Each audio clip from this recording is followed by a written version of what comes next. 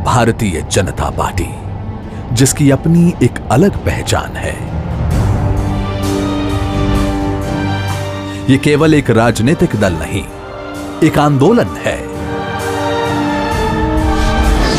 विचारधारा जिसका प्राण है, जिसके सिद्धांतों में निष्ठा है, जो भारतीय संस्कृति के गौरवशाली अतीत से प्रेरणा लेते हुए मां भारती को परम वैभव की ओर ले जाने को संकल्पबद्ध है।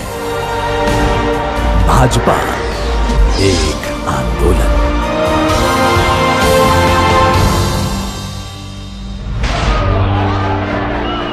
भाजपा की गाथा संघर्षों से गढ़ी हुई गाथा है।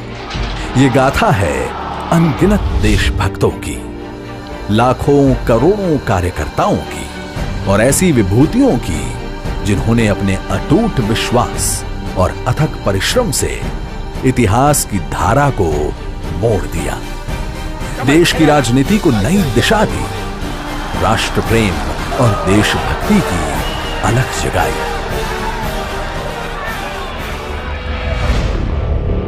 स्वतंत्रता के पश्चात जब नेहरू लियाकत पैक्ट पर हस्ताक्षर हुए, तब तत्कालीन प्रधानमंत्री नेहरू ने पाकिस्तान में रह गए हिंदुओं की जिम्मेदारी से मुंह मोड़ लिया।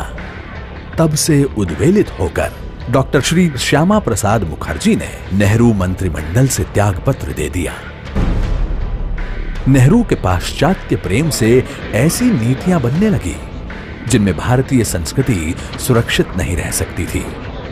कांग्रेस गांधीवाद को विस्मित कर नेहरूवाद के रास्ते पर चलने लगी।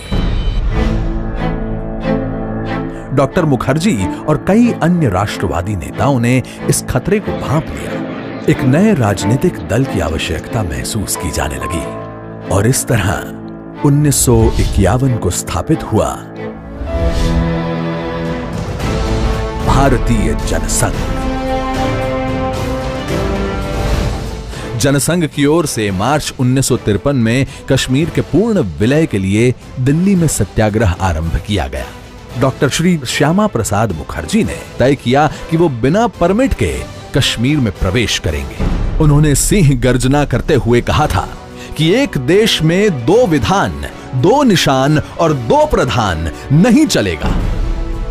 अपनी दृढ़ संकल्प शक्ति और जनता से मिल रहे समर्थन के बल पर 11 मई 1953 को श्री मुखर्जी ने बिना परमिट के कश्मीर में प्रवेश कर लिया और उनको गिरफ्तार कर लिया गया। 23 जून 1953 को संदेहास्पद स्थितियों में वे शहीद हो गए।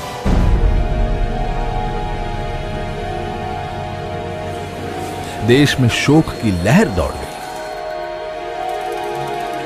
मुखर्जी के बलिदान का असर यह हुआ कि 9 अगस्त को शेख अब्दुल्ला को जम्मू कश्मीर के प्रधानमंत्री के पद से हटाकर बंदी बना लिया गया और जम्मू कश्मीर के लिए परमिट व्यवस्था को खत्म कर दिया गया। 1947 में देश को ब्रिटिश हुकूमतों से तो आजादी मिल गई, लेकिन देश के कई हिस्से ऐसे थे जिन पर अभी भी विदेशी ताकतों का कब्जा था। इन क्षेत्रों की मुक्ति के लिए पार्टी ने गोवा मुक्ति आंदोलन चलाया, पौंडीचेरी दादर हवेली की स्वतंत्रता के लिए अभियान चलाया, पश्चिम बंगाल के बेरुबारी को पाकिस्तान के हाथों में सौंपने का तीव्र विरोध किया, कच्छ समझौते के विरुद्ध आंदोलन किया और गौ हत्या के विरुद्ध अभियान चलाया। वर्ष 1965 में पाकिस्तान ने छल पूर्वक भारत पर हमला कर दिया और कच्छ के कंजर कोट समेत कई इलाकों पर कब्जा कर लिया। जनसंघ ने इसका विरोध किया और देश भर से जुटे 5 लाख लोगों ने दिल्ली आकर फौज न हारी, कौम न हारी, हार गई सरकार हमारी का नारा दिया। जनसंघ के समर्थन से तत्कालीन प्रधानमंत्री लाल बहादुर शास्त्री को हिम्मत मिली और भारतीय सेना ने पाकिस्तान पर विजय पा ली। और इसके बाद देश में आया वो दौर जिसे भारतीय लोकतंत्र का सबसे स्याह दाग माना जाता है, आपातकाल।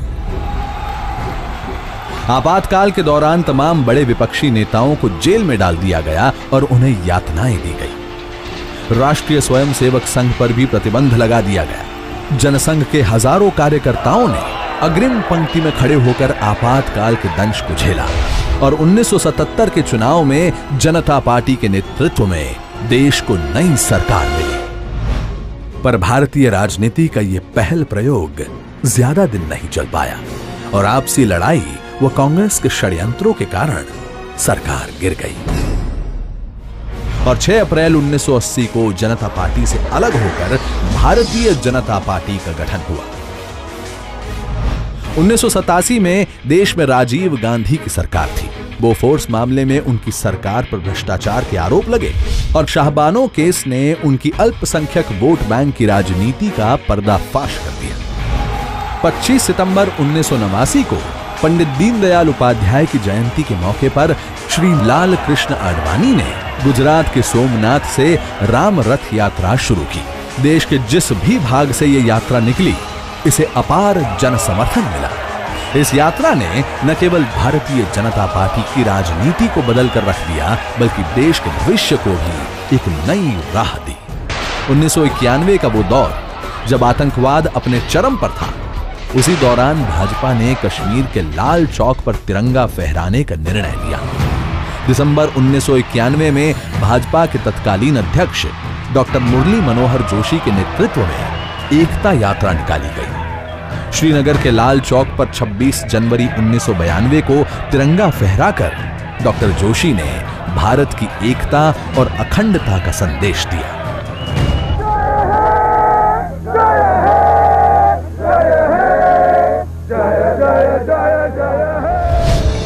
वर्ष 1996, 1998 और 1999 में 3 लोकसभा चुनाव हुए, जिसमें भाजपा सबसे बड़ी पार्टी बनकर उभरी और श्री अटल बिहारी वाजपेयी ने देश को सफल नेतृत्व दिया। इसके बाद भाजपा को विपक्ष में बैठने का निर्णय मिला और भाजपा ने यहां भी एक सजग और जनता की आवाज उठाने वाले सशक्त विपक्ष की भूमिका निभाई।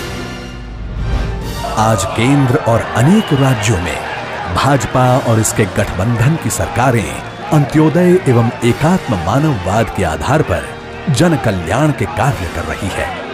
आज भाजपा विश्व की सबसे बड़ी पार्टी है। इस पार्टी को लाखों करोड़ों कार्यकर्ताओं ने सींचा है और आज भी इसके समर्पित कार्यकर्ता नेपथ्य में रहकर मां भारती की सेवा कर रहे हैं।